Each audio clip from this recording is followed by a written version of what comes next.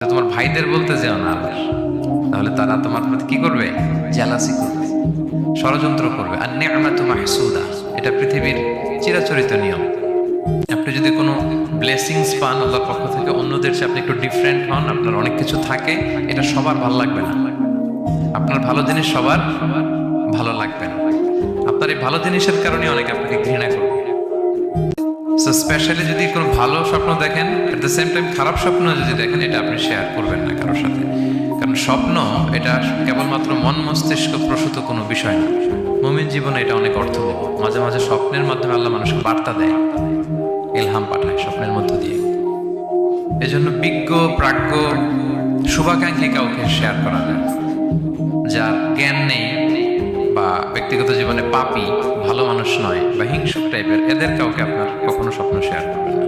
ভালো স্বপ্ন দেখলে শুকরিয়া করবেন আল্লাহ, আলহামদুলিল্লাহ। আল্লাহ